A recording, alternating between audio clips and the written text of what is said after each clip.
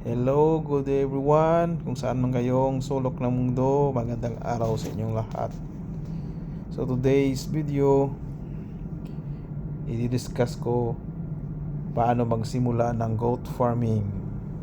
How to start goat farming, successful goat farming. So I have 7 steps how to start goat farming na i-share ko sa inyo.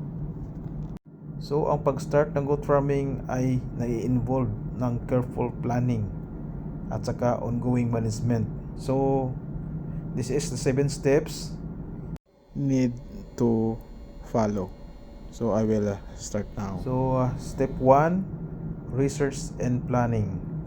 So, below research and planning, so kailangan natin ng learn basic goat farming. So, bago tayo magsimula ng goat farming, dapat kailangan natin malaman yung mga basic goat farming. Decide natin kung anong farm, ang purpose natin, meat type or milk or breeding. So under pa rin ng step 1 natin, research your local market and competitors. So, siyempre, alamin natin yung mga local market natin at sa competitors bago tayo simula. Next, mag-create din tayo ng business plan about sa goat farming, magkano ang gastos at saka marketing strategy. So, yan po yung sa step 1 natin about sa research and planning. So, dito na yun tayo sa steps 2. Step 2, permit and licenses. So, siyempre, bago tayo mag-start ng goat farming, kukuha rin tayo ng permit and licenses para avoid natin yung problema o future problem sa farm natin dahil lang sa kakulangan ng ating papeles. So, under ng steps 2, permit and licenses, so i-check natin yung local regulation. So, we obtain a necessary permit. Also, to comply with animal welfare and health standard. I-comply natin yan bago tayo kumuha ng permit. So, next, dito naman tayo sa step 3. Step 3, land and facilities. So, siyempre, we need land to start goat farming. So, what is the ideal land? So, assess the land needs based on your farm size. Kung marami-rami, so hanap tayo ng malawak na lupa para magsimula. Tapos, ensure natin yung proper pasture, fencing and shelter sa ating kambingan. So, i-ensure din natin yung tubigan. Dapat we install water resources and drainages. Dapat may enough na tubig tayo dyan all year round. Kasi importante yung tubig at saka yung proper pasture. Dapat marami tayong pagkain sa paligid. Piliin natin yung magandang pwesto sa farm na yan. Next is step 4. So, quality goat breeds. So, bago tayo magsimula, kukuha tayo ng quality goat breeds. Pupunta tayo sa malapit na farm. Pipili tayo doon ng goat na gusto nating simulan. Na choose the breeds that suited to your goals and climate sa area mo. And then, get healthy goats from reputable sources. Okay? So, dapat ang kambing natin ay vaccinated din. And check natin yung health nila bago natin bilhin yan sa mga farm. Wag po tayo bibili sa market. Yan po ay mga reject na mga kambing yan. Next is step 5. Step 5, nutrition and care. So, siyempre, kailangan natin ang nutrition and care sa ating alaga. So, anong kailangan natin? Develop natin yung feeding plan natin. And then, maintain clean water and hygiene sa paligid natin. Malinis na tubig at saka hygiene. Maglinis tayo palagi. So, ano pa? Vaccinate and deworm na regularly. Mag-vaccinate tayo at mag-deworm regularly sa ating kambing. And then, provide suitable housing para sa kanila. In case na masama ang panahon o maulan, mayroong silang susulungan. Dapat talaga bago magsimula ng goat farming, mayroon tayong good housing sa kanila. So next steps, steps number 6,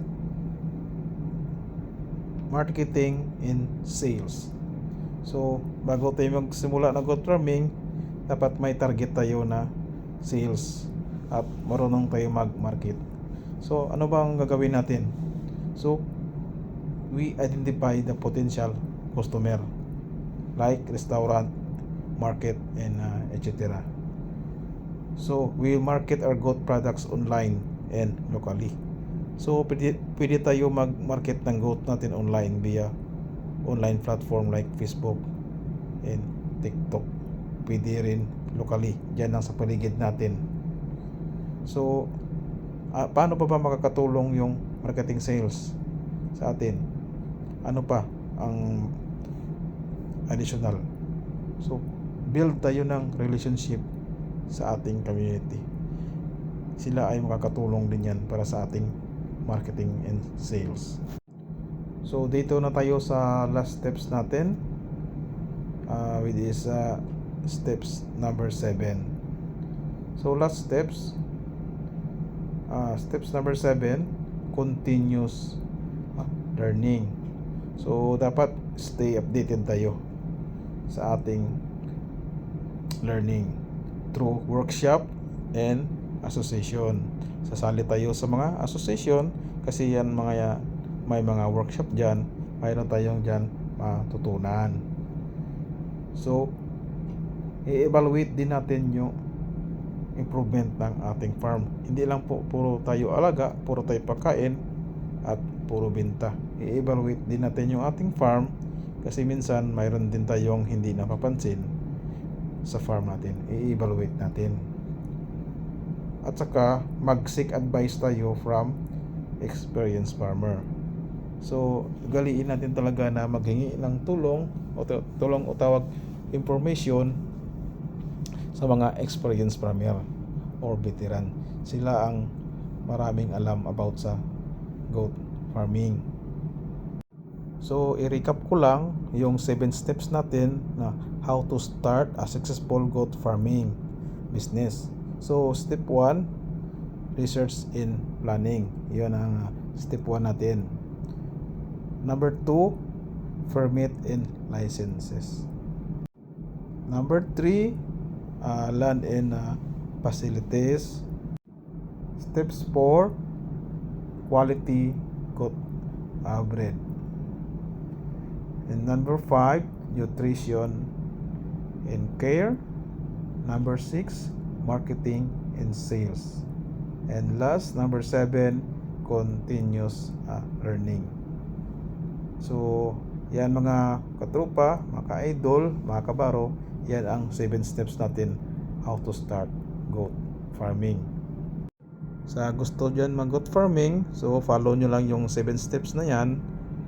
Sigurado makakatulong yan sa inyo kung paano mag-start ng goat farming, lalo na sa mga walang pang experience. Sa mga gusto namang mag-start, lalo na sa mga OFW, sa mga sefero tulad ko na malayo sa pamilya natin, na mayroon naman kayo kapital, so mag-start na kayo. Ito po ay goat farming. Maganda po ito kasi less capital lang ito. Tulad ko na isang seaman, siyempre mayroon tayong medyo may capital tayo, so dapat mag-start na tayo abang maaga pa kasi mahirap po ang pagbabarko, malayo sa pamilya at wala tayong tulog palagi na natin iniisip ang business pag hindi maganda ang panahon. Pero pagdating sa Pinas, wala naman tayong ginagawa. So kung anong naisip natin, kung anong plano natin na business, pagdating sa Pinas, gagawin natin, ililista natin para magagawa. Hindi yung purong kwentong barbero lang, kasi mahirap po ang buhay sa barko. So ganon din sa mga OFW. Kaya nyo naman simulan eh. Medyo tigil-tigil muna tayo sa mga wants natin. Kailangan mo natin yung needs. At sa mga kunti lang yung kapital, pwede naman tayo magsimula ng trio eh. 2 babae at saka 1 lalaki para lang makipagsimula. Kasi demand ito yung kambing. Maganda ito. So, salamat sa pagnunood sa aking vlog. Sana may tutunan kayo. Hanggang dito na lang. Sana panoorin nyo kasi magbablog pa ako ng ibang paraan paano magsimula sa goat farming. Comment na kayo dyan kung anong gusto nyong malaman about sa goat farming, at isi-share ko rin yung mananalaman ko about sa goat farming para sabay-sabay tayo aangat, magtulungan with the help of God. Thank you and God bless everyone.